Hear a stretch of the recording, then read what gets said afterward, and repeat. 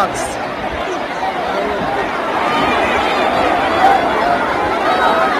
Life in wax. Life in Gwagwalada. Yes. Look at them, oh. Look at them, oh.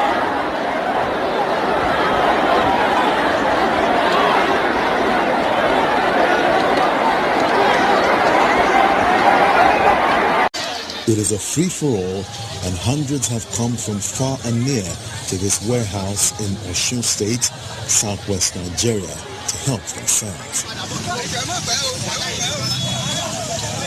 The foodstuff being carted away was stored by CACOVID, a private sector initiative supporting the fight to mitigate the effects of the coronavirus. But to these people, at a time when they are feeling the crunch of the lockdown, first from COVID-19, then the End SARS protests, Christmas has come early, bearing gifts.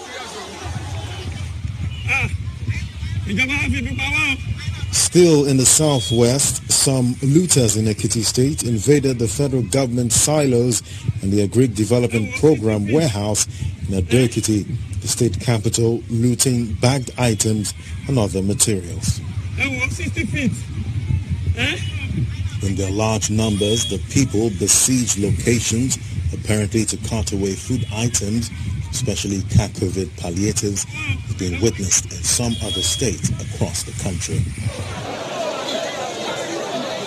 In Edo State, crowds besieged Medical Stores Road in Benin City, where looters broke into a warehouse storing COVID-19 palliatives. A young man who gained access into the warehouse through the back entrance is said to have fallen and died while attempting to escape with some items. Apparent surprise and delight also hit residents in Calabar, the Cross River State capital, and no one wants to miss out on the opportunity. Same excitement is experienced in Kwara State North Central, where another CACOVID warehouse stored in a cargo terminal at the state airport has seen hundreds flooding in and out with their loot.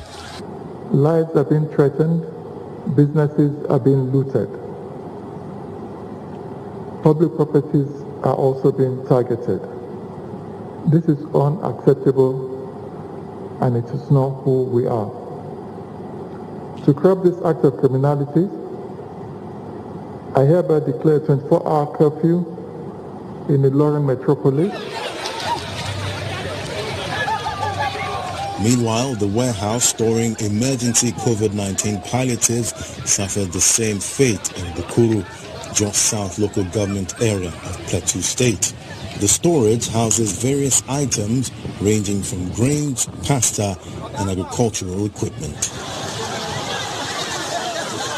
The expectation of people is that the food materials donated by the CACOVID drive would have been distributed, but this discovery leaves many wondering why all this foodstuff was not directed to those in need of it. And perhaps more interestingly, who are those responsible to explain this?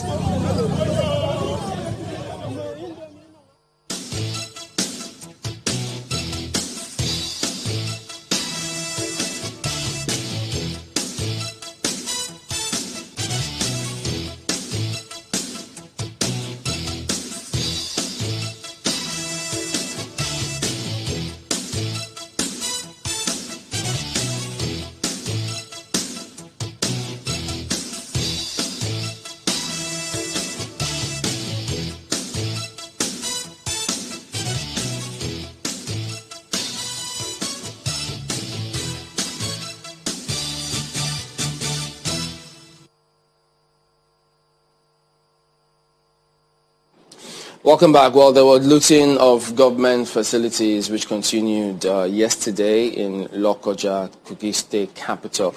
Residents besieged a warehouse in Zone 8 to help themselves to relieve materials stored there.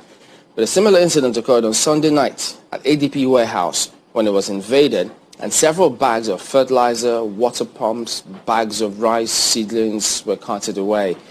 There were sporadic gunshots, which led to people scampering for safety, closing shops along Murtala Muhammad Way. The police public relations officer, Mr. William Aya, did say that the gunshots were from hoodlums who were trying to scare people away, and that they are working to ensure that they get onto them because they are on their tail. Well, this morning we've been joined by His Excellency Yahaya Bello, Governor of Kogi State, to shed some light on what is going on. Good morning, and thank you for joining us today on the program. Thank you very much, and good morning, Chamberlain, and your members there. Good morning, viewers. All right, so looking at this whole scenario, well, of course, the big question is why? How come these materials were in those warehouses, which eventually then led to people looting them? What's the reason behind this?